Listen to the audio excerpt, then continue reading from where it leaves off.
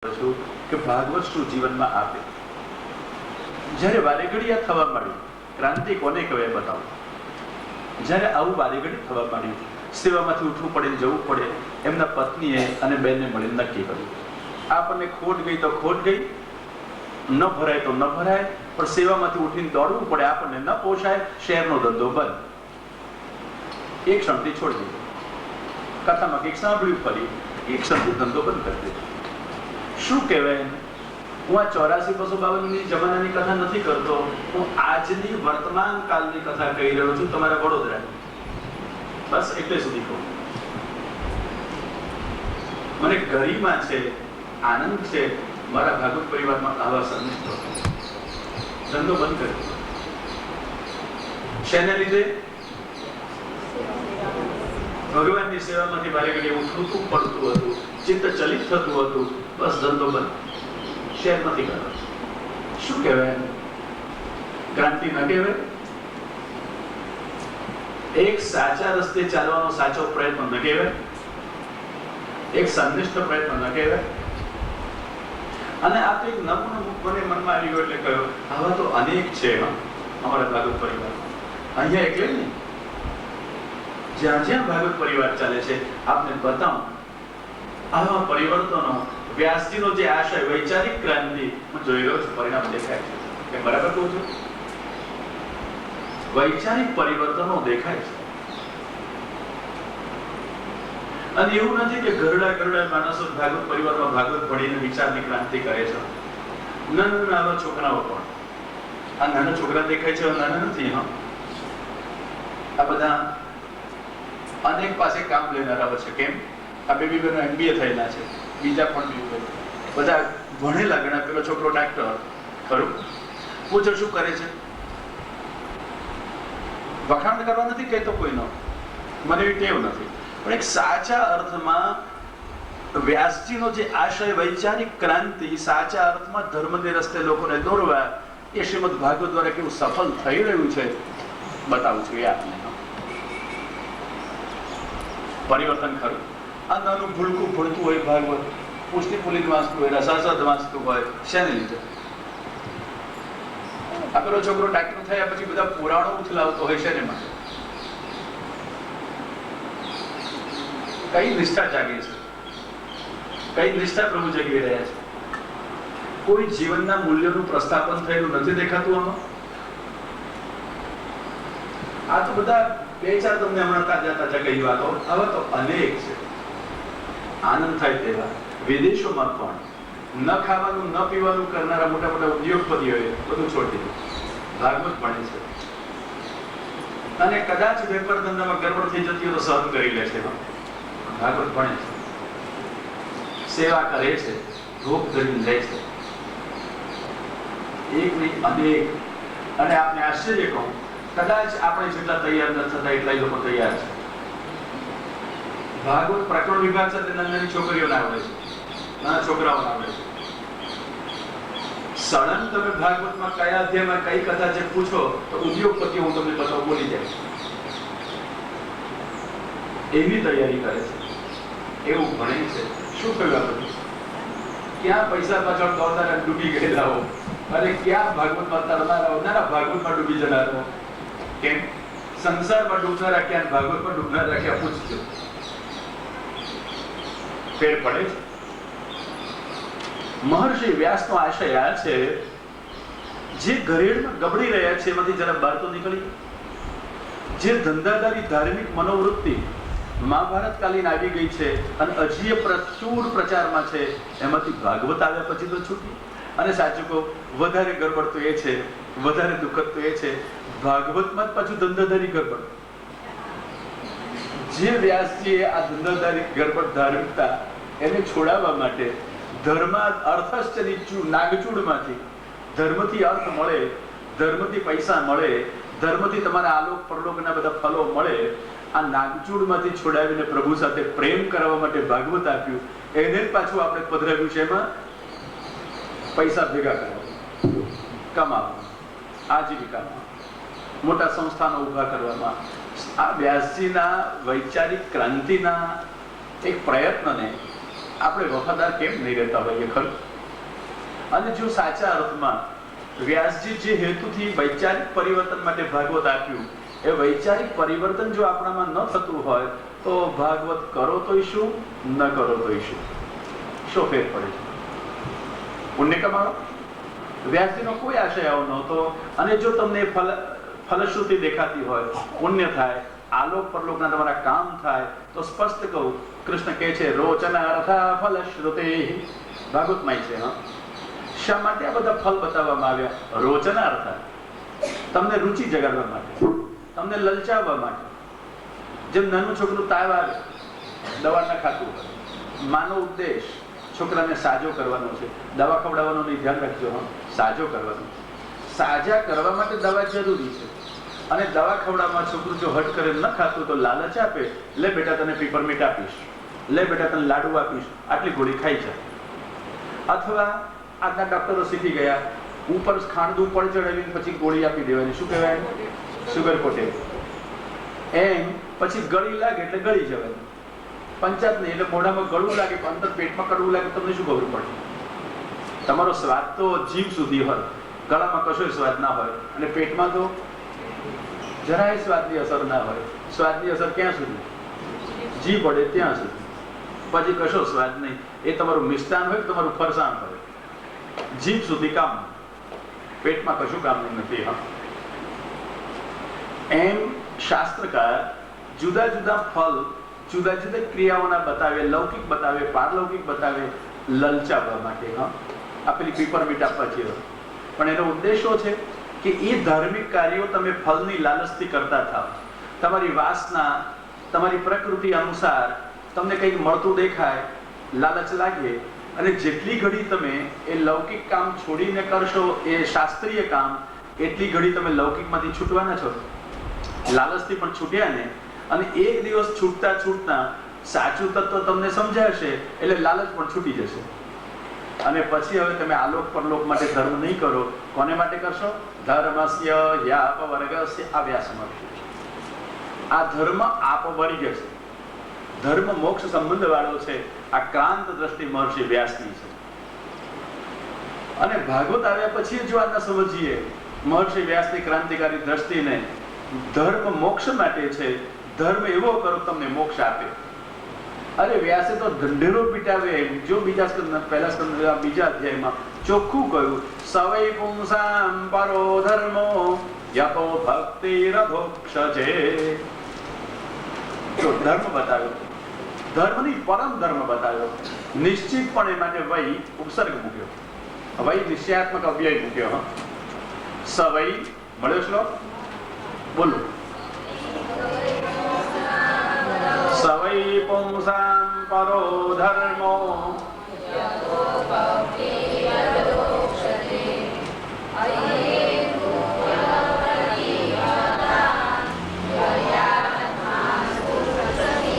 કેટલી સરસ વ્યાસજી વાત કરે છે. આટલો નાનો શ્લોક સમજો તો ખબર પડે કે શું કહેવું છે.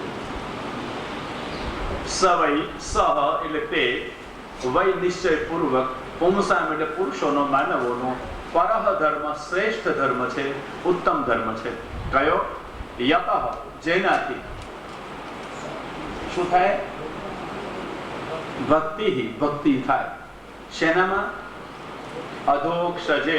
કેટલો સરસ શબ્દ વાપર્યો, અધોક્ષજમાં તમને ભક્તિ થાય.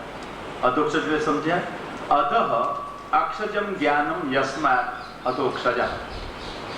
નીચે છે ઇન્દ્રિયજન્ય જ્ઞાન, જેનાથી તે અધોક્ષજ. આંખથી દેખાય નહીં છતાં છે અધોક્ષજ, હાથથી પકડાય નહીં છતાં છે અધોક્ષજ, નાકથી સૂંઘી શકાય નહીં છતાં છે, એનું નામ અધોક્ષજ. સમજાય છે વાત? કાનથી સાંભળી શકાય નહીં અને છતાં પણ છે, એનું નામ અધોક્ષજ. કોઈ રીતે તમને ભગવાન સાક્ષાત દેખાતા નથી, અનુભવાતા નથી, છતાં છે એ નિશ્ચય કરો છો, ચાલો છો. બસ એવા ન દેખાતા, ન અનુભવાતા ભગવાન, એમાં ભક્તિ થાય. એનું નામ ધર્મ, પરમ ધર્મ. પણ કેવી ભક્તિ? હવે જો મજાના શબ્દો છે. અહૈતુકી. કેવી ભક્તિ? કોઈ કારણ વગર. ના આલોકનું જોઈએ કશું, ન પરલોકનું જોઈએ. આવી ભક્તિ, સોદાબાજી નહીં. હું આટલી ભક્તિ કરું, હું આટલો મનોરથ કરું, મને ફલાણું ફલ મળે, હું પુરુષોત્તમ મહિનો છે, વધારે ધર્મ કરું, અધિક ધર્મ કરું તો અધિકમાં હું અધિક તરી જાઉં, અધિક ફલ મળે, આવું કશું નહીં. હા, હું નાનો હતો, એક માજી આવ્યા છે. રોજનો નિયમ એમનો, આજના લોકો ખાલી હાથે જતા હશે કે નોટ મૂકી દેતા હશે, માજીઓ એવા નહોતા. ઘેરથી દાણા લઈ જાય, જાજા પૈસા નહીં ને. આજે જરા રેલમ છે એટલે દાણા લઈ જતા શરમ આવે, પૈસા લઈને જાય. તો માજી દાણા લાવે, નાની કોથળી રાખે, 4 દાણા બધા મંદિરો પધરાવતા જાય.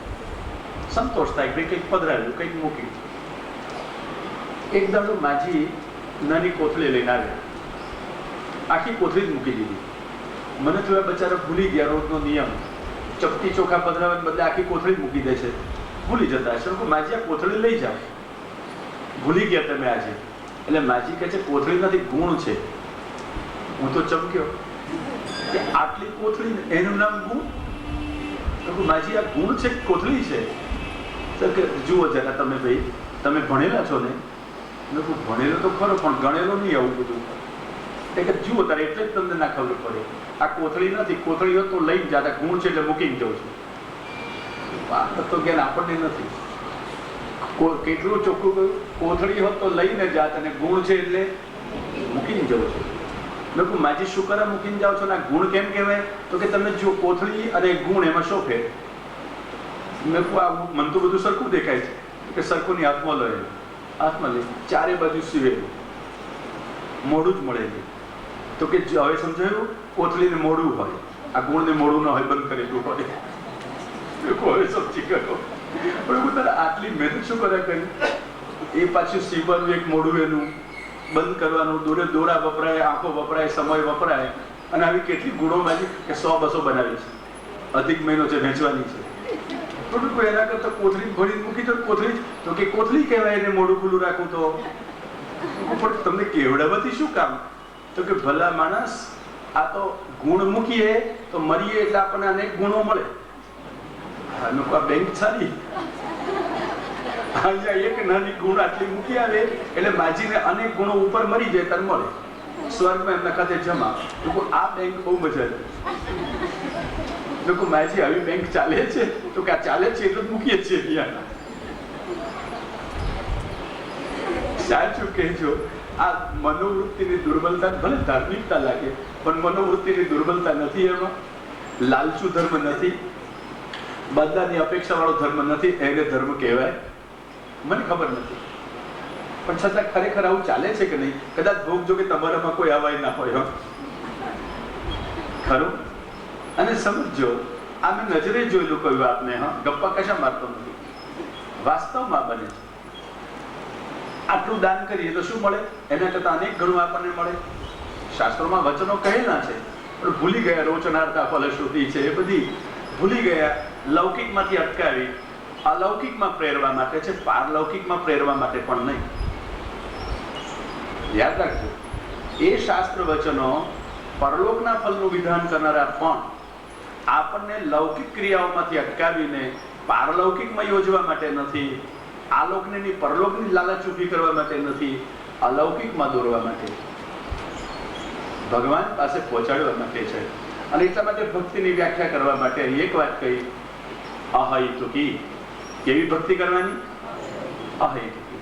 કોઈ કારણે થતી નહીં, કોઈ ફલની અપેક્ષા વાળી નહીં, કોઈ બદલાની ઈચ્છા વાળી નહીં. હે હનુમાનજી, તમે મને ફલાણું કામ પરીક્ષામાં પાસ કરી આપજો. કોઈ વિદ્યાર્થી કે હું તમને પાશેર તેલથી નવડાવી દઈશ. અને હનુમાનજી કે તને પાશેર તેલથી નવડાવું પાસ કરવા માટે હું કેટલાની ભલામણ કરું, કેટલા રૂપિયા આપવા જોઈએ, એના કરતા હું જ ના નહીં લઉં. તને પાશેર તેલમાં હું પાસ કરવા જાઉં, સોદો મોંઘો પડે. હા, પણ સોદા આવા જ ચાલતા હોય. કહેવાતા બધા ધાર્મિકોને પૂછજો.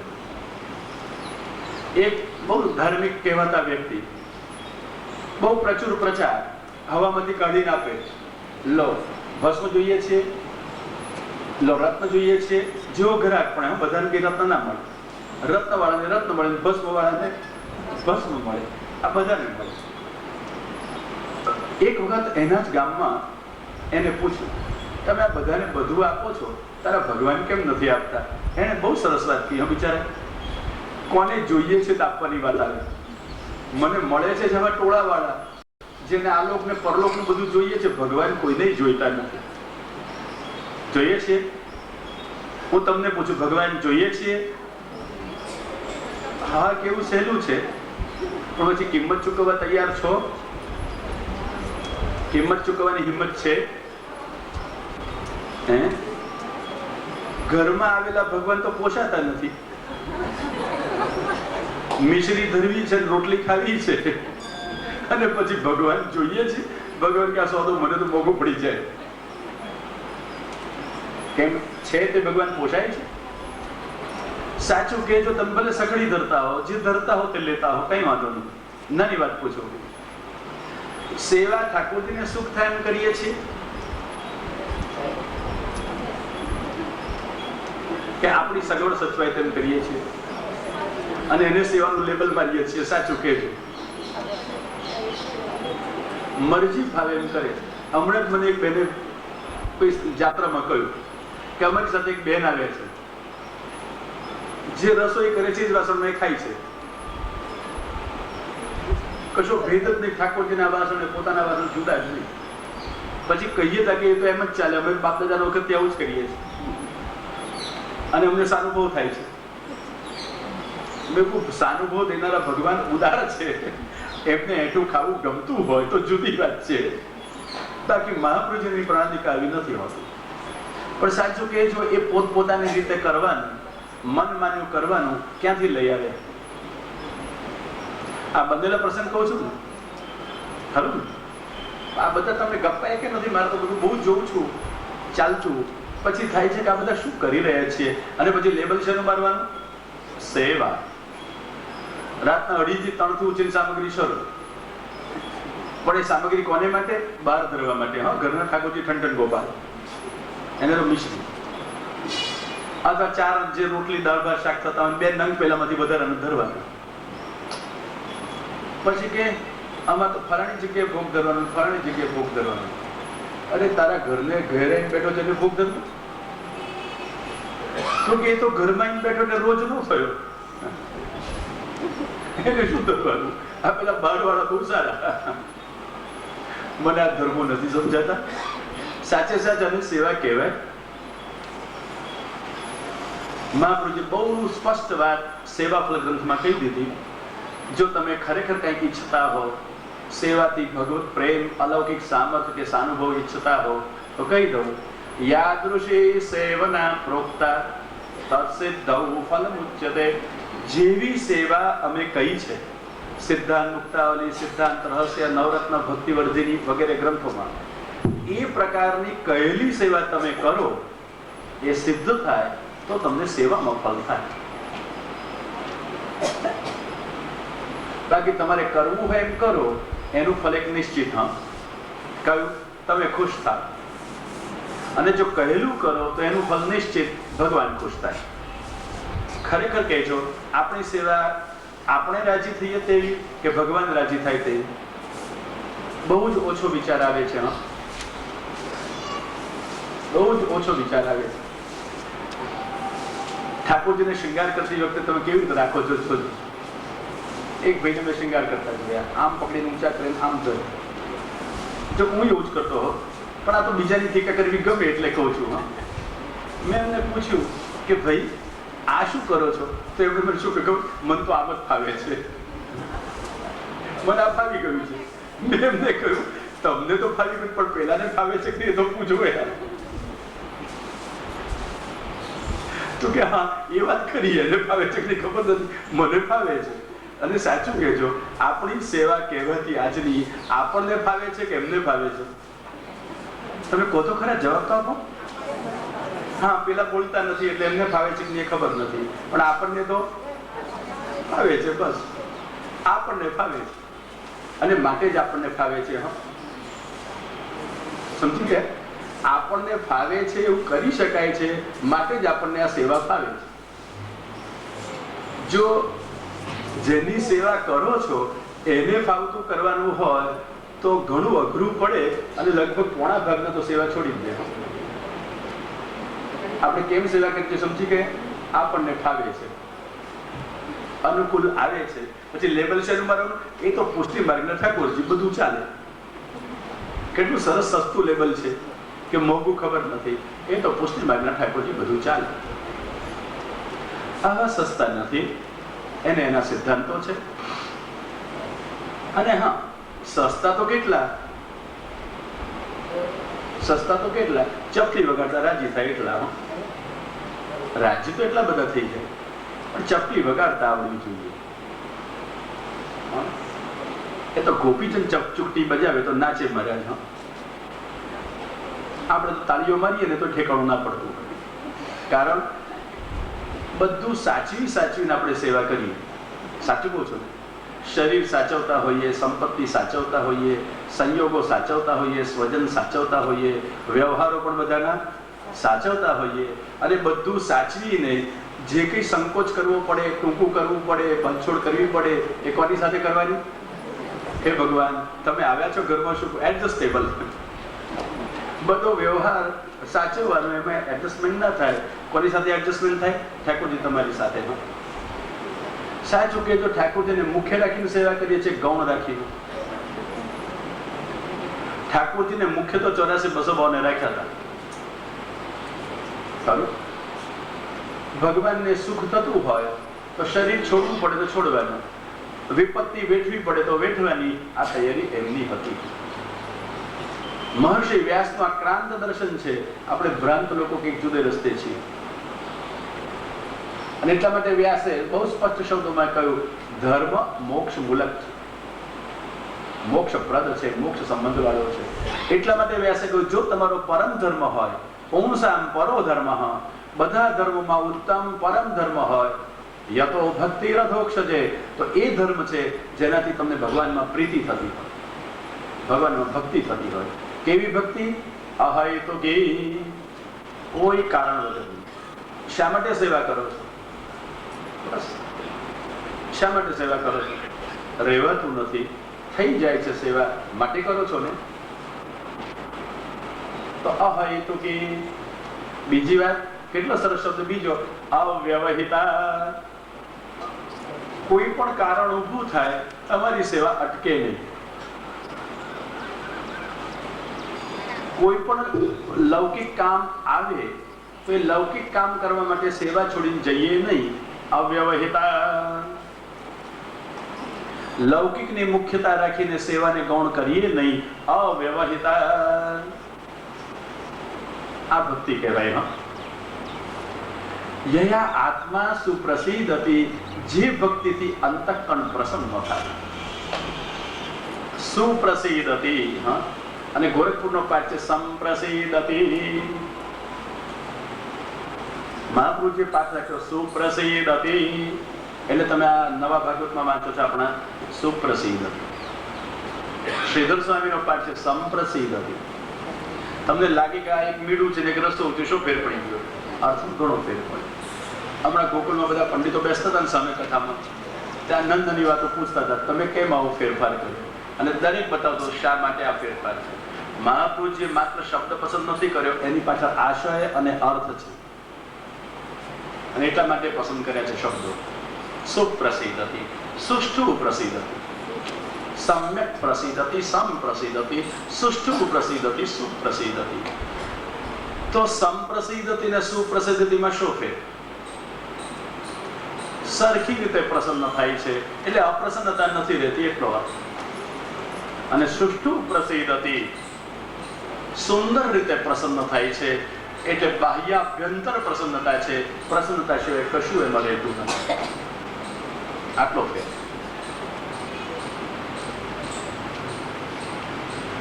અંતરાત્મા પ્રસન્ન થાય છે. હવે એક વાત પૂછું નાની, જાણે અજાણે પણ આપણે ભક્તિ તો કરીએ છીએ ને, કહેવાતી સેવાઓ તો કરીએ છીએ ને, કહેવાતો ધર્મ તો કરીએ છીએ ને, ભક્તિ માર્ગમાં છીએ ને, અંતઃકરણ પ્રસન્ન થાય છે. અંતઃકરણ પ્રસન્ન થાય છે કે ડગલે ને પગલે અપ્રસન્નતા ઉભરાય છે, ઉદ્વેગ અનુભવાય છે. યેન આત્મા સુપ્રસિદ્ધ હતી. આત્માનો અર્થ અહીં અંતઃકરણ. તમારું અંતઃકરણ, મન, બુદ્ધિ, ચિત્ત અને અહંકાર ચારે પ્રસન્ન થઈ જાય, એવા પ્રસન્ન થઈ જાય કે કોઈ પ્રસંગ એમાં અપ્રસન્નતા ઊભી ન કરી શકે. એમ નામ સુપ્રસિદ્ધ. કોઈ કારણે ઉદ્વેગ એના વેગમાં આપણને ઘસડી ન જાય, સુપ્રસિદ્ધ હતું. અંતકરણ પ્રસન્ન થઈ જાય. આનું નામ પરોધર્મ. ભાઈ ધર્મ તો એવો કરો કે ભક્તિ ભગવાનની જેથી થતી હોય, બસ. અને બહુ સ્પષ્ટ કહે છે, તમારો વિધિપૂર્વક કરેલો ધર્મ, ધર્મ સુઅનુષ્ઠિત. આ બીજા ધ્યેયમાં ધર્મ સ્વનુષ્ઠિત પુંસાં વિશ્વક્ષેન કથા સુયઃ નોત્પાદેત યદિરતિમ શમ એવ હિ કેવલમ. સરખી રીતે શાસ્ત્રના વિધિ પ્રમાણે પણ કરેલો ધર્મ જો તમને વિશ્વક્ષેન ભગવાનની કથા એમાં પ્રીતિ ન કરાવતો હોય તો શમ એવ હિ કેવલમ. એવ હિ અને કેવલ 3 અવયવો સાથે વાપરે. નિશ્ચિતપણે એ માત્ર શ્રમ જ છે. શ્રમ જ ખરેખર કેવલ છે. સમજાય ગયું? બીજું કાંઈ જ નથી. પેલો મજૂર શ્રમ કરે ને તો એને મજૂરી એ મળે. પણ આ ધર્મની મજૂરી કરે ને એને શું મળે? શ્રમ એવ હિ કેવલમ. માત્ર શ્રમ, માત્ર મહેનત માથે પડે. આલોક પરલોકના ફળ પેલા મજૂરને જેમ તમે નક્કી કરો કે આટલો સામાન ઉપાડી જાય કે મૂકી આપ, આટલા પૈસા આપીશ, મંજૂરી હોય એટલી મજૂરી મળે. એમ શાસ્ત્રમાં જેટલી મંજૂરી હોય, આ કામ કરશો એ મંજૂરી પ્રમાણે મજૂરી આપણને મળી જાય ધર્મનું કામ કરવાનું. પણ એ મંજૂર કરેલા ફળ આલોક કે પરલોકના પાછા તમને આલોક ને પરલોકમાં આથરતા જ રાખે. શાંતિ ક્યાંય નહીં આપે, સ્થિરતા ક્યાંય નહીં આપે. તેતમ ભુંક્વા સ્વર્ગલોકમ વિશાલમ ક્ષીણે પુણ્યે મર્ત્યલોકમાં વિશંતિ. ગીતાકાર કહે છે, તમે બહુ સારા કર્મ કર્યા છે, સ્વર્ગે જશો, ભોગવશો, પુણ્ય પૂરું થશે અને નીચે પાછા આવશો. જેમ ફર્સ્ટ ક્લાસ એસીની ટિકિટ લઈને બેસી ગયા, પણ તમારું સ્ટેશન આવે એટલે ટિકિટ પૂરી થઈ ગઈ. સ્વર્ગની ટિકિટ, સુખની ટિકિટ પૂરી થઈ, પાછું દુઃખ આવવાનું છે. અને એટલા માટે ભાઈ તમારા બધાય કર્મો કર્યા હશે, બધા જ કર્મો આલોક પરલોકમાં તમને ભટકતા રાખશે. એટલે વેદમાં વેદકાલીન ઋષિઓ પણ ક્રાંત હતા. એમણે દ્રષ્ટિકોણ આપ્યો યજ્ઞો માટે. યજ્ઞ પ્રચુર દશામાં એમણે કહેલું પ્લવાયતે અદ્રુડાહ યજ્ઞ રૂપાહ. શ્રુતિમાં છે અદ્રઢ નાવડા છે આ યજ્ઞો તો.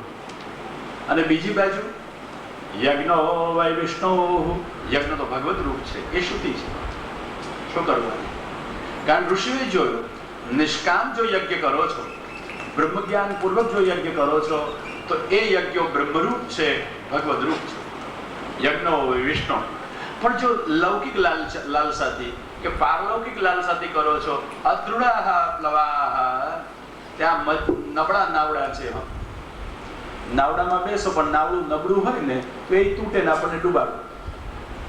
એમ આ યજ્ઞ તમને આલોક પરલોકના ફળ કદાચ આપી દે, પછી યજ્ઞ પૂરો થઈ ગયો, એનું અપૂર્વ ફળ ઉત્પન્ન થયેલું આ પૂરું થઈ ગયું પૂર્વ મીમાંસકોના મતે, અને પછી તમને સ્વર્ગમાંથી પાછા નીચે લઈ આવશો. એ ડૂબ્યો, એ યજ્ઞ પૂરો થયો, તમે નીચે પડ્યા, પછી શું ફળ મળે?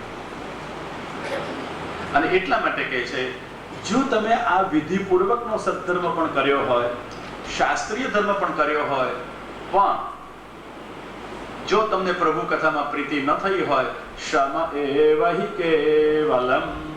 માત્ર મજૂરી કરી, માત્ર શ્રમ કર્યો. શ્રમ એવ હિ કેવલમ. જાત જાતના ધર્મના તમને પ્રચારો દેખાશે. શ્રમ એવ હિ કેવલમ. એક જગ્યાએ મને કોઈ લઈ ગયા, બહુ મોટા સંન્યાસી મહારાજ, બહુ જણને જમાડે, બહુ મોટા મોટા સમારંભો કરે, પણ નિયમ એવો કથામાં નહીં જવાનો. મને મળવા લઈ ગયા. મને તો કોઈને મળવામાં કશો વાંધો નહીં, સત્પુરુષોને મળવું, હું તો ગયો. પણ આશ્ચર્ય લાગ્યું, કથામાં નહીં જવાનું એવો નિયમ ખરો. મેં એમને નાની વાત પૂછી, કે સુખદેવજી પણ સમાધિ છોડીને સામે ચાલીને ભાગવત ભણવા ગયા. એ જ ભાગવતથી આ વિરક્ત કેમ થયા? વિરક્ત સુખદેવજી અનુરક્ત થયા અને તમે વિરક્ત થયેલા વિરક્ત જ કેમ રહ્યા? કશાથી પણ ભાગવતથી સભય પુંસાન પરો ધર્મ. અને શું કહેવાય? શ્યામ એવ હિ કેવલમ. તમે ગમે તેવો મોટો ધર્મ કર્યો, ગમે એટલાને જમાડ્યા, શ્યામ એવ હિ કેવલમ. તમને પ્રભુ કથામાં પ્રીતિ તો થઈ નથી. અને પ્રીતિ તો એવી હોય કે બધી રીતિ છોડી નાખે, તમને કથામાં લઈ આવે, તમને નિમંત્રણ ના જોઈએ. ધાવંતો પ્યાયુ સર્વે સર્વે કહ્યું કથામાં. દોડતા દોડતા વૈષ્ણવો હતા એ કથામાં પહેલા. પણ વૈષ્ણવ હતા. વૈષ્ણવ એ જેને ભગવાનમાં વાલ છે, વિભુ સાથે વાલ કરે તે વૈષ્ણવ. વાલ કરે તે વેગે આવે. પછી મને નિમંત્રણ છે, મને નિમંત્રણ નથી, એવું એને ન વિચારવું પડે.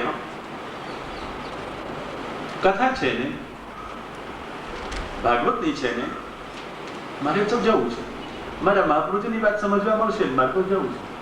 પછી અમને બોલાવ્યા છે, અમને નથી બોલાવ્યા, આવું કશું મનમાં ના આવે. પછી અમને પહેલા બેઠા છેલ્લા બેઠા એવું મનમાં ના આવે. અમને પૂજા કરવા મળી, પૂજા કરવા ના મળી, આવું મનમાં ના આવે. એક જ છે, કથા સાંભળવા આવીએ છીએ, પૂજા કરવા આવીએ છીએ. મહત્તા શેની છે? પણ પાછું મનમાં શું રહી જાય? અમે તો પૂજા ના કરી. અરે ભાઈ, પૂજા કરવી હોય તો કથાનો આરંભ થતા પહેલા થઈ શકે, અને કથા પૂરી થયા પછી થઈ શકે. ફક્ત કથાની વચમાં નહીં, કથાનો વખત બગડે એકદમ કથા દરમિયાન નહીં થઈ તો શકે. પણ પાછું મનમાં આવી જાય ખરું. પૂજવા બધા પૂજા ન કરવા દે મનમાં આવે કે ના આવે? અને પૂજામાં કરવાનું શું? ફૂલ ચડાવવા, ચોખા ચડાવવા, અબીલ ગુલાલ ફેંકવા? ના ના, એવું નહીં. આ ઘણા લોકો પૂજા કરવા આવે ને, હું જોઉં, મેં તો અબીલ ગુલાલ રાખવાની જ ના પાડી, રાખશો જ નહીં, ફૂલ રાખજો. પૂજા શું કરે? નહીં તો આ બધી બહેનો તમે હો ને, મસાલા કરતા તમને આવડે. અને એમાં પેલું ધોળું હોય એટલે મીઠું લાગે, પેલું લાલ હોય મરચું લાગે, અને હળદર તો સીધે સીધી હોય એટલે જાણે મીઠું મરચું હળદર કરતા હોય એમાં ફક્ત ભભરાવે. હવે આ ઉડાડવામાં કઈ પૂજા થાય છે મને તો ખબર નથી. હા, ખેલના દિવસો હોય તો અબીલ ગુલાલ ઉડાડો તો ખેલાવો છે એમ કહેવાય. પણ ખેલાવામાં વિવેકભાઈ ચરણ ઢાંકીને ખેલાવે ખરું ને? અહીંયા ચરણ ઢાંકો છો જો ખેલાવતા હોય તો? પણ આ તો મસાલા કર્યા, દાળમાં કરે તે. મેં કહું આ બધાને પૂજા કરી હોય તો પુષ્પ રાખજો બહુ તો, અને બહુ તો હાથ જોડજો ને, નથી વધારે કોઈ પૂજા નથી. જીવૈસ્તુ ભગવતી નમન અને એવું કર્તવ્ય નમન થઈ શકે. હા, બસ બહુ થઈ ગયા આટલી પૂજા. અને હા, સાચા અર્થમાં જો પૂજા કરવી હોય ને તો ઘેરથી ભાગવત ભણી વાંચી પછી સાંભળવા આવજો. આ સાચો આદર છે, સાચી પૂજા છે. એમાં ઉત્સાહ રાખજો ને યાર. ખરું, સાચું પૂજા તો આ છે કે તમે સાચા અર્થમાં ભાગવત સમજાય તેમ ઘેરથી ભાગવત ભણીને આવો અને એવી એકાગ્રતાથી સાંભળો. હા, કેવી એકાગ્રતા કહું? વ્યાસે બતાવે છે ને, શ્રોતાઓ બોલાવવા માટે બોલાવે છે ને કથામાં, નિગમકલ્પતરુ શ્લોકમાં, રસિકા ભુવે ભાવુકા. રસિક થઈને આવો ને, સાચી શોભા છે, સાચી પૂજા થઈ જશે. રસિક કોને કહેવાય? રસિકા કામ વર્જિતા. લૌકિક ઈચ્છાઓ વગરના એ રસિક. ભગવદ ઈચ્છા વાળા, ભગવાનની કામના વાળા, લૌકિક કામના વગરના, એનું નામ રસિક. લો આવો, સાચી પૂજા થશે. હા, અને બીજા ભાવુકા, ભાવુક થઈને આવજો. ભાવુક એટલે મને તો પૂજા ન મળે રડવું આવી જાય, ખોટું લાગી જાય. આનું ભાવુક નહીં. ભાવુક કોણ? કથા સાંભળતા સાંભળતા આંખ બંધ થઈ જાય. જે કૃષ્ણનું વર્ણન ચાલે છે, કૃષ્ણ આંખ સામે માનસ મૂર્તિ રૂપે ખડા થઈ જાય. આંખ સામે એટલે આંખ બંધ હોવા છતાં આંખ સામે, અંતરની આંખ સામે જે પ્રસંગનું વર્ણન ચાલે છે, પ્રસંગ હૃદયમાં ખડો થવા માંડે. સાચું કહેજો, આનું નામ ભાવુક કહેવાય. વ્યાસે કોને બોલાવ્યા છે? પૂજકોને બોલાવ્યા નથી. અને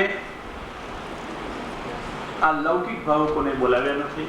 ભાવના કરવામાં ચતુર એનું નામ ભાવ. શું કરજો? હા, ઉદાર હાથે ફંડફાળા આપે એને ભાવુક નથી કહ્યા. કોને ભાવુક કહેવાય? કથા સાંભળો છો, કથામાં લીલા સાંભળો છો, સ્વરૂપ સાંભળો છો, હૃદયમાં એવું માનસ એક ચિત્ર ખડું કરી સાંભળતા સાંભળતા કરી દો. જોડે જોડે આંખ બંધ રાખીને અનુભવતા જાઓ. બરહા પીડમ, જે વખતે બરહા પીડમ બોલો તો મયુર પીઠધારી મોર મુકુટ વાળા તમારી આંખ સામે ખડા થઈ ગયા. બરહા પીડમ નટવર વપુઃ, અને જુઓ પછી શું અનુભવ થાય છે. આ નામ ભાવ. ભાવલા વેડા માત્ર ભાવુક નથી. ભાવુક તો આ છે, ઉકાઈ પ્રત્યય છે ભાવ શબ્દમાં, અને એટલા માટે ઉકાઈ પ્રત્યય ચાતુર્યાર્થક છે. ભાવના કરવામાં ચતુર, ભાવના કરવામાં નિપુણ, એનું નામ ભાવ.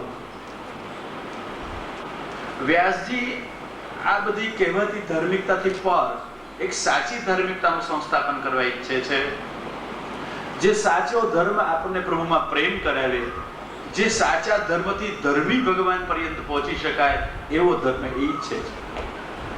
જે ધર્મ આલોક અને પરલોકમાં આથડતા રાખે એવો ધર્મ વ્યાસ અત્યારે નથી કહેવાય છતાં એ તો 17 પુરાણમાં ઘણી વાતો કરી લીધી, એ તો મહાભારતમાં ઘણી વાતો વણી લીધી. અને વ્યાસને થયું કે આ મહાભારતમાં લોકો ગરબડ સમજશે એટલે વચમાં ગીતા ગોથી લીધા કે તાત્પર્ય શું છે. મહાભારતમાં એકલી મહાભારતની લડાઈની વાતો નથી, ગીતાની વાતો લડાઈની વચમાં છે. લડાઈ તો ઘર-ઘરની વાત છે. અને જે બધાના ઘરમાં બને, પાંડુના ઘરમાં બને, પેલા ધૃતરાષ્ટ્રના ઘરમાં બને, શું નવું કહ્યું હતું એમાં વ્યાસ? પિતરીઓ વચમાં શું ચાલે છે? પિતરાઈઓ વચ્ચે સંબંધો કેવા? મોટે ભાગે અપવાદરૂપ કોઈ સારા હશે, બાકી તો કૌરવ અને પાંડવો જ નહીં. પણ હા, એ કૌરવ પાંડવોની વચમાં વ્યાસે એક વિવેક મૂક્યો હતો યુધિષ્ઠિર દ્વારા, સાચો ધાર્મિક કહેવાય. જ્યારે વનમાં યુધિષ્ઠિર મહારાજ હતા, કૌરવ દુર્યોધન પેડતો પેડતો આવ્યો અને ચિત્રરથ ગંધર્વે એને કેદ પૂરી દીધો. ભીમ અને અર્જુન બહુ રાજી થતા આવ્યા, મોટાભાઈ વધાઈ. યુધિષ્ઠિર કે ભઈલા શું થયું? તો કે વગર મહેનતે આપણું કામ થઈ ગયું. પણ શું થઈ ગયું એ તો કહો, અને મહેનત વગર થાય આપણાથી ન રખાય. યુધિષ્ઠિર સીધો જવાબ આપી દીધો. પેલા કે મોટા ભાઈ ટાઢા પાણીએ ખસ ગઈ, કાંટો નીકળી ગયો. શું થયું? દુર્યોધન કેદ પુરાઈ ગયો, ચિત્રરથ કેદ પૂર્યો. ભીમસેન, અર્જુન જા એને મુક્ત કરાવી દો.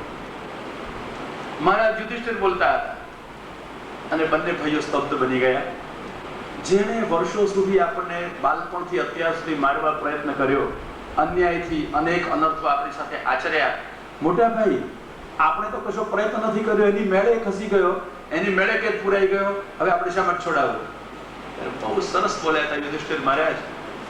કે છે ભાઈ, જ્યારે આપણે પરસ્પર લડતા હોઈએ ત્યારે તે શતમ વયમ પંચ, જ્યારે પરસ્પર યુદ્ધ ચાલતું હોય ને ત્યારે એ 100 છે ને આપણે 5 છીએ, પૂરતા જ છીએ. પણ ભાઈ ત્રીજા સાથે જ્યારે લડાઈ થતી હોય, ત્રીજો વચમાં આવ્યો હોય, વયમ પંચાધિકમ શતમ, ત્યારે આપણે 105 છીએ. આ એક સાચા ધાર્મિકનો દ્રષ્ટિકોણ હતો. પિતરાઈઓ વચમાં પણ, કાકા કાકાના છોકરાઓની વચમાં પણ જે સ્વાભાવિક ઈર્ષ્યા હોય, મિલકતમાંથી ઊભી થતી, પ્રસંગોમાંથી ઊભી થતી, અહંકારમાંથી ને મમતામાંથી ઊભી થતી, એની સામે વ્યાસજી એક આદર્શ આપ્યા મહાભારતમાં પણ. વયમ પંચાધિકમ શતમ. વ્યાસજી આવું ઘણું કહ્યું. શા માટે? કે એ મહાભારતની કથામાં જે ઘર-ઘરની રાગદ્વેષ કથા, ક્લેશ કથા વણાઈ ગઈ હતી, એમાંથી પણ વ્યાસજી જ્ઞાન દીપ પ્રદીપ્ત કરી રહ્યા હતા. પ્રજ્વાલિતો જ્ઞાનમય પ્રદીપ. મહાભારત માટે તો આવું કહેલું છે.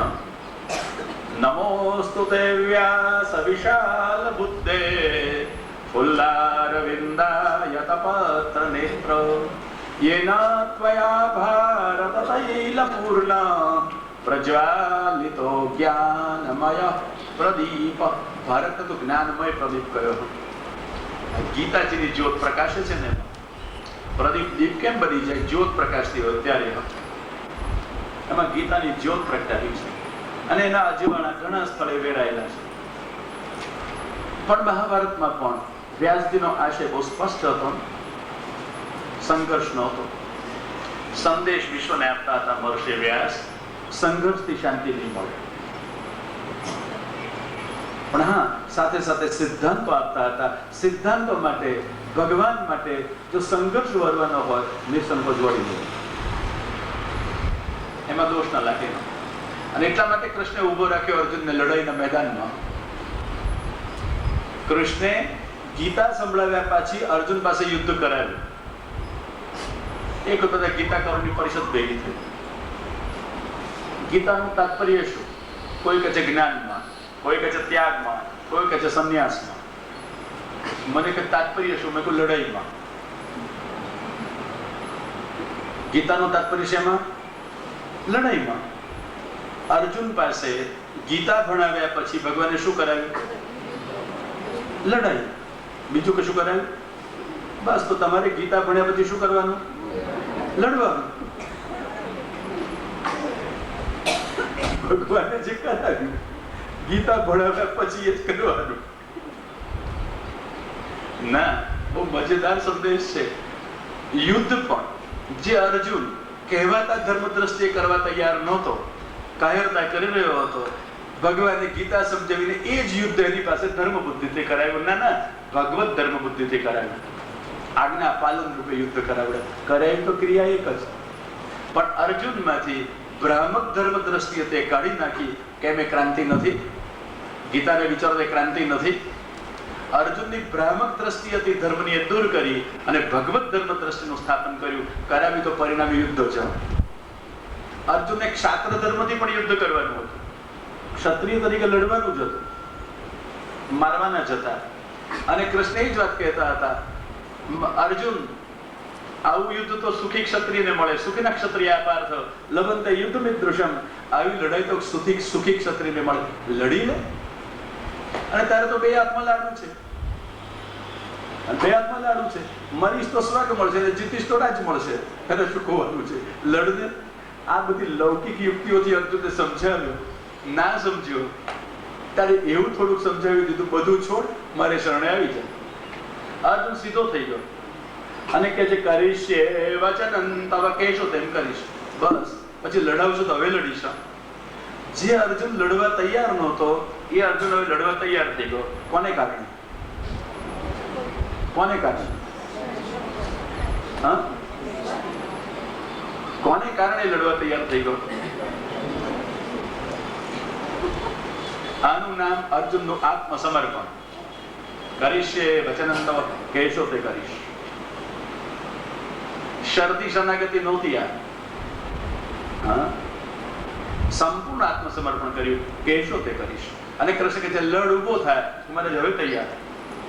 જે અર્જુન કહેતો હતો ગાંડીઓ સંસર્તે હસતા હાથમાંથી ગાંડીઓ સરી પડે છે, એ જ અર્જુન કહેતો હતો મહારાજ હવે આ અર્જુનના હાથમાંથી ગાંડીઓ સરી નહીં પડે, બાણ સરવા માંડશે, બાણ નીકળવા માંડશે, પ્રાણ લેશે. તત્પર થઈ ગયો. શાથી? શું આપ્યું હતું કૃષ્ણ એવું અર્જુનને? બસ જે કઈ આપ્યું ને પરિણામ હતું આત્મસમર્પણ. જે અર્જુન નહોતો કરવા તૈયાર એ જ કરાવ્યું કૃષ્ણે. અને જે અર્જુન રડતો રડતો છોડવા બેઠો હતો એ હસતો હસતો કરવા માંડ્યો, રાજી થઈને ઉત્સાહથી કરવા માંડ્યો. આનું આત્મસમર્પણ હતું. તાત્પર્ય ગીતાનું આત્મસમર્પણમાં છે. એ જ ગીતાનો વિસ્તાર શ્રીમદ ભાગવત કરે છે. અને એટલા માટે વ્યાસ કહે છે અહીંયા મેં સાચા આત્મસમર્પકોને બોલાવ્યા છે. રસિકા ભુવે ભાવુકા. સાચું ભગવાનને આત્મસમર્પણ તો આ રસિક કરી શકે અને પેલા ભાવુક કરી શકે, ભાવલા નહીં. જે લોકો લૌકિક રસ વગરના પણ અલૌકિક કૃષ્ણમાં રસ વાળા છે એમને કહ્યું આવજો તમે. અને બોલાવ્યા કોને? ભાવુકા. બસ કથા સાંભળતા જાય ને ભાવના કરતા જાય એવા લોકોને બોલાવે છે. તમે કથા સાંભળશો. કારણ કથા એમને પચવાની છે, કથા એમને માટે છે. નહીં તો મહાત્મ્યમાં મજાની વાર્તા છે, પ્રસંગ છે કે સુખદેવજી કથા કરવા બેઠા, ઇન્દ્ર વગેરે દેવતાઓ આવ્યા, અમૃત લાવ્યા, અમને કથામૃત આપજો, પરીક્ષિત મરવાનો છે તેનો અમૃત પાજો, બેયનું કામ થશે. અમને અમૃત મળે, કથામૃત નથી મળતું, પરીક્ષિતને મોત મળવાનું છે તો અમૃત મળશે, એનું કામ થઈ જશે, અમારું કામ થઈ જશે. અને સુખદેવજીએ શું કર્યું? બહુ સુંદર સૂત્રીએ કહ્યું, હા, અભક્તાં સ્તાંશ્ચ વિજ્ઞાય ન દદૌ સ કથામૃતમ. સુખદેવજી કથામૃતમાં અમૃતના બદલામાં ન આપ્યું, કષાયના બદલામાં કથા ન સંભળાવ્યું. હા, કષાયના બદલામાં કથા ન સંભળાવ્યું. કથા તો કરુણાથી સંભળાવે, કથા તો પ્રભુના પ્રેમથી સંભળાવે. કરુણયા પુરાણ ગુહ્યમ. સુખદેવજી કરુણાથી કથા સંભળાવી છે. હા, સંસારીઓને પણ કરુણાથી સંભળાવી, પરીક્ષિતને પણ એક કરુણાથી સંભળાવી છે. ભલે મહાપૌરુષિકો ભગવાન કહ્યું, એ તો એટલા માટે કહ્યું હતું, તને ભગવત સંબંધ છે, ગર્ભમાંથી ભગવાને તને દર્શન આપ્યા છે, તારી રક્ષા કરી છે, અને એટલા માટે તું મહાપુરુષના સંબંધ વાળો છો. તને સંભળાવતા પ્રભુ મને પ્રેરણા કરશે, રસ મને પડશે, એટલા માટે તને સંભળાવીશ અને હું એનું પાન કરીશ. તદહમ તે વિધાસ્યામી, એવું સુખદેવજી બોલ્યા હતા બીજા સ્કંદના પહેલા અધ્યાયમાં. પણ છેલ્લે શું કહ્યું ખબર છે મહારાજ? શાવિતો મે ભગવાન સાક્ષાત. આપે મને કથાની સાક્ષાત ભગવાન સંભળાવ્યા. પણ શું કર્યું? સિદ્ધોસ્મિ, હું સિદ્ધ બની ગયો. અનુગ્રહિતોસ્મિ, આપે મારા પર અનુગ્રહ કર્યો. પછી શું કહે છે? કરુણાત્મના, આપે કરુણા કરી છે, દયાળુ છો. શેના બદલામાં ભાગવત અપાય? શેના બદલામાં ભાગવત સંભળાવાય? કરુણાત્મના. બસ પરીક્ષિતને આટલું દેખાયું. માત્ર સંસારીઓને કરુણાથી સંભળાવી તેમ નહીં, મારા ઉપર કરુણા કરી, મારા પર દયા કરી, કૃપા કરી, એવું મેં કહ્યું. હા, મારા પર દયા કરી. મારી કોઈ પાત્રતા નહોતી, મારી કોઈ પરિસ્થિતિ નહોતી, હું ભગવાનની કથા સાંભળી શકું. આપે મને કથા સંભળાવી, કરુણા કરી, કરુણાથી કથા સંભળાવી, કૃતાર્થ કરવા માટે કથા સંભળાવી. કથા સંભળાવી મને ભગવાન આપ્યા. ધ્યાન રાખજો, આપ કથા સાંભળો છો ને, કથા સાંભળતા નથી, આપને દાન મળી રહ્યું છે, પ્રદાન થઈ રહ્યું છે. શેનું? ભગવાન. કથામાંથી નીકળતા શબ્દો એ શબ્દો નથી, ભગવાનના અંગો છે, ભગવાનનું સ્વરૂપ છે. અને મનમાં એક ભગવાનનું સ્વરૂપ ખડું થઈ જાય. કથા સાંભળતા સાંભળતા વક્તાના મુખમાંથી વાણી રૂપે ભગવાન વ્યક્ત થઈ રહ્યા હોય, અને ભગવાનનું સ્વરૂપ કાન દ્વારા હૃદયમાં પધારે. એટલા માટે સુખદેવજી કહ્યું, હૃદયસ્થમ કરો કેશવમ. 12મા સ્કંદમાં 3જા અધ્યાયમાં હૃદયસ્થમ કરો કેશવમ. હૃદયમાં કેશવને પધરાવે છે. શી રીતે પધરાવે? સુખદેવજી તો વર્ણન કરી રહ્યા છે, કથા કરી રહ્યા છે, અને કહે છે હૃદયસ્થમ કરો કેશવમ. કથા દ્વારા કેશવ હૃદયમાં પધારે, એનું નામ સાચું શ્રવણ, સાચું ફળ. હૃદયસ્થમ કરો કેશવમ, હૃદયમાં કેશવને પધરાવજો. બસ આ દ્રષ્ટિકોણ મળે કથામાં. એટલે રસિકને બોલાવ્યા, ભાવુકને બોલાવ્યા હતા. સંસારીઓને તો કહ્યું જ નહોતું તમે આવજો. સત્તાવાળા, સંપત્તિવાળાને બોલાવ્યા નહોતા કે આવજો. પેલા દેવતાઓ, આ બધા દેવતાઓ દેવતા વર્ગમાં આવે. સત્તાવાળા, સંપત્તિવાળા સામે ચાલીને આવ્યા હતા, સુખદેવજીને વિનંતી કરતા હતા, અને સુખદેવજીએ ના પાડી દીધી. આ ભાગવતની પરિપાટી એને આપણે ક્યાં લઈ ગયા? સત્તાવાળા, સંપત્તિવાળા સામે ચાલી નિમંત્રણ કરે, આવજો ને તક અમારા બનજો, એકાદ પારાયણ નોંધાવજો, થોડા ફંડફાળા આપજો. વ્યાસજીના ક્રાંતિકારી દર્શનને ક્યાં લઈ ગયા આપણે બધા? જે દેવતાઓને દૂર રાખે, સત્તા સંપત્તિ વાળાની કથા ન સંભળાવે, એને પાત્ર ન ગણે, કારણ અભક્ત છે. સત્તા વાળા, સંપત્તિ વાળા હોવું એ કઈ દોષ નથી, હા, પણ ભક્ત ન હોવું એ પાત્રતા નથી. બસ આટલું ભાગવત માટે. અને એટલા માટે સુખદેવજીએ સામે ચાલીને આવ્યા હતા દેવતાઓ, સત્તા સંપત્તિ વાળા, ના પાડી દીધી અમને કથા. હા, પછી ના પાડવામાં ચતુરતા છે. હા, અભક્તાંસ્તાંશ્ચ વિજ્ઞાય ન તદૌ સ કથામૃતમ. કથામૃત ન આપ્યું ત્યારે શું કર્યું હશે? દેવાન જહાસહ, હસી પડે.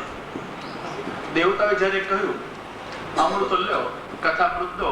તાર સુખદેવજી હા કે ના ન બોલ્યા, હસી પડે. બસ કેવું હશે હશે સુખદેવજી? અને દેવતાઓ સમજી ગયા હશે. એના કરતા ચૂપચાપ કથામાં બેસી ગયા તો સુખદેવજી ના કહેવાના, તો ઉઠી જાવ કહેવાના. સંસારીઓની કોઈ પાત્રતા નહોતી તો પણ એને કથા સંભળાવી કરુણાથી. પણ એવું નથી લખ્યું સુખદેવજીએ દેવતાઓને કરુણાથી સંભળાવી હોય.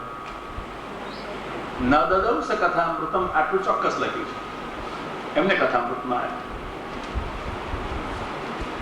કે કથામાંથી જે તત્વ મળવું જોઈએ, તત્વને પચાવવાની શક્તિ આ ભક્તિમાં છે.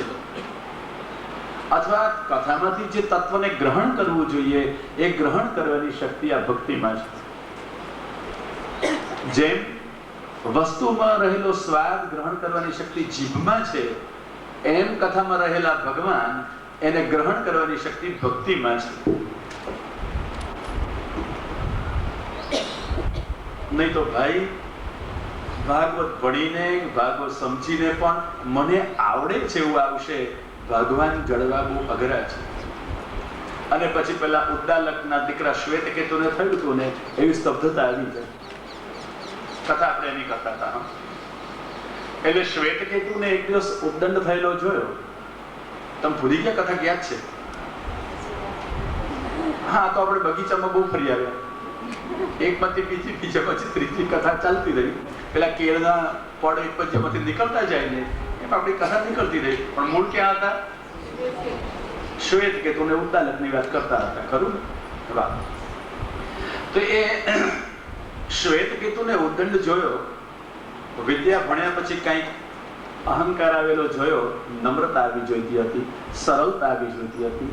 જેમ જેમ ભાગવત ભણતા જઈએ, વિદ્યા આવતી જાય, એમ સરળતા આવે, સ્નેહ આવે, સન્મુખતા વધે. એને બદલે જો છળકપટ વધતા હોય, અહંકાર વધતો હોય, તો ભાગવતને બદલે કંઈક ભળતું ભણી રહ્યા છીએ, ભળતું આવી રહ્યું છે. હા, સાવધ રહી.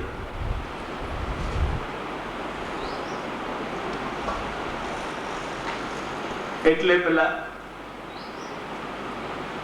દીકરાને ભાન કરાવવા માટે ઋષિ કહે છે, બેટા પંચદશાહાની માસી, પંચદશાહાની માસી, તું 15 દિવસ ખાઈશ નહીં. 15 દાડા ભૂખ્યો રાખ્યો. પછી કે તું વેદ મંત્ર બોલ. પેલા કશું યાદ ના આવ્યું, હવે ખાઈ ના આવ્યો. પછી કે બોલ, એટલે બોલવા માંડ્યું. આ આજના જમાડવાની પદ્ધતિ પણ આ ઉપનિષદમાં શરૂ થઈ. હા, કે માણસને પહેલા ખવડાવો ને પછી બોધ આપજો. આ ગૌતમ બુદ્ધે નહોતું શરૂ કર્યું, ઉપનિષદમાં પણ એ પ્રયોગ થયેલો છે. દીકરા સાથે બાપે કરેલો છે. અને પછી સામે એક નગરોત, એટલે શું, વડનું ઝાડ જોયું. એક ફળ લઈ આવજો, ફળ લઈ આવ્યો. એને તોડ, ભીંડી ભેદ એને પહેલા એક તોડ્યું. વડનો ટેટો, શું નીકળે એમાંથી? ના બીજ નીકળે. એટલે કે શું છે આ? તો કે નાના બીજ ના, એ અનેક વટ છે. એ અનેક વડ છે, અવ્યક્ત છે, પણ વડ છે. તને આ બીજમાં રહેલો વડ દેખાતો નથી, પણ એ વડ છે. આ જ બીજ નીચે વવાય એટલે શું ઉગે? ક્યાંથી થયો? જો બીજમાં વડ નહોતો તો વડ જાગ્યો ક્યાંથી? હવે સમજાયું તમને? ગોટલો વવાયો હતો ને, ભૂલી ગયા પાછા? હા, એમાં આંબો હતો, પણ તમને દેખાયો હતો કઈ? અને તમે આંબો બનાવ્યો એને? કોઈક અચિંત્ય ભગવાનની શક્તિ છે. તમે તો રૂખો સુખો, રૂખો કહો તો મને, સૂકો ગોટલો વાવવો પડે, પાછો રસ વાળો નહીં. અને સૂકો ગોટલો વાવ્યો, એમાંથી આંબો કોણે ઉભો કર્યો? તમે. પાણી પાયું એટલે, ખાતર નાખ્યું એટલે, જમીનમાં વાવ્યો એટલે, એમાં આંબો કોણે કર્યો? બસ અચિંત્ય ભગવાનની આ શક્તિ તમે કલ્પના ન કરી શકો. પણ સારું, એ આંબો ઉભો ક્યાંથી થયો? પેલા ગોટલામાંથી. ક્યાંથી આવ્યો એ આંબો? ગોટલામાં હતો. હવે ગોટલામાં આંબો પૂરીને રાખેલો, કરંડિયા બસ આમ પૂરી રાખે એમ, તો શું હતું? અવ્યક્ત હતો. અરે વાહ, તમને કેટલા સરસ શબ્દો આવડે છે. હવે અવ્યક્ત હતો, અને પછી શું થયું? વ્યક્ત થયો. એટલે તમને દેખાયો. દુનિયામાં બધું આવું જ છે. અવ્યક્ત હોય ને વ્યક્ત થાય એટલે દેખાવા માંડે. સમજાઈ ગઈ વાત? કશું નવું થતું નથી, બધું ભગવાનમાં છે, બધું ભગવાન છે. અને આ સમજાવે એનું નામ ઉપનિષદ. પણ આવું બધું સમજવા છતાં કહેવાય નહીં કે મને આવડે છે. અને એટલે પહેલા જનક રાજા, આપણે પછી કથા કરતા હતા, ભૂલી નહીં જવું બધું, પાછું આપણે પિલ્લું વીટવા માંડીએ લાગુ ચડાવી રહ્યા પછી. એટલે જનક મહારાજ એને એના દરબારમાં કહ્યું, છે કોઈ બ્રહ્મજ્ઞાની? 2 લાખ ગાયો દાનમાં આપી છે, લઈ જાઓ. કોઈ ઉભા નહોતા થતા, કોઈ ગાયો લેવા તૈયાર નહોતા. ત્યારે જનકના અકળામણ થઈ, મારી સભા બ્રહ્મજ્ઞાની નથી. ત્યારે એમણે કહ્યું, શું મારી સભામાં કોઈ એવો નહીં મળે કે જે આ ગાય લઈ જાય?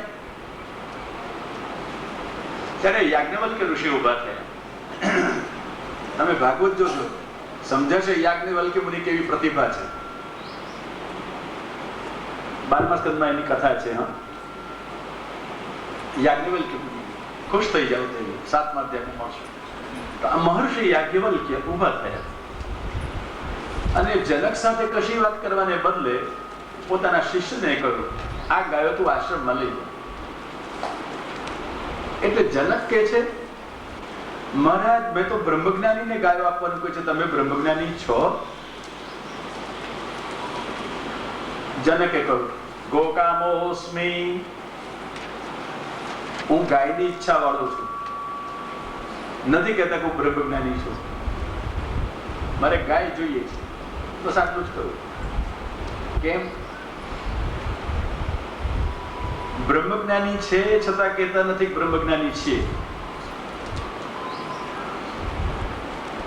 અને આપણને થોડુંક આવડે એટલે લાગે આવડે માંડી. હમણાં એક ભાઈ કથામાં આવ્યા હતા. પેલા પંડિતો હતા એટલે જરા કથા પંડિતાઈ વાળી હતી. પ્રભુ એવું જ કેવડાવતા હતા. હમણાં એક ભાઈએ મને કહ્યું, તમે જરા પંડિતાની વાત કરજો ને. તમે પંડિત થજો ને, એટલે એવી વાતો થશે. તમારી પાસે પંડિતાની હું પ્રયત્નપૂર્વક વાતો કરું, બધું દંભ છે, નકામી વાતો છે. પણ તમે પંડિત થઈને સામે બેસી જશો તો પ્રભુ તમારા માટે તમારા લાયક હશે તે કેવડાવશે. તમે પંડિત થઈ જાઓ તો પંડિતાની વાતો એની મેળે પડશે. ખરું ને? બીજું કશું ના કરવું પડે. શું કરવું પડે? પંડિત થવું પડે.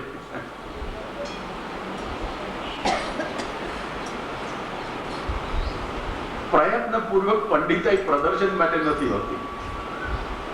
એ તો સ્વાભાવિક જેવો શ્રોતા એવું ભગવાન પ્રેરવા માંડે. શ્રોતાને જેવું દેવું હોય ભગવાનને એવું આપવા માંડે. એમાં મારે કશો પ્રયત્ન ના કરવો પડે કે આવું જ કેવું છે, આમ જ કરવું છે. જો ઉદ્દેશપૂર્વક એવું કહેવા માંડું ને તો એ કથા જ ન રહે. એ તો કૃત્રિમતા થઈ જાય, સ્વાભાવિકતા ન રહે. અને કથા કેવી ચાલે? કેવી ચાલે? સ્વાભાવિક પ્રવાહ સરતો રહે. પછી કઈ દિશામાં વહેશે ખબર નથી. પ્રવાહ વહેતો રહે. પણ હા, ગમે ત્યાં આડો અવડો વહેતો વહેતો છેવટે કૃષ્ણના ચરણોમાં પહોંચી જાય, લીલામાં પહોંચી જશે, એ નિશ્ચિત. ખરું? અને એટલા માટે ભાઈ,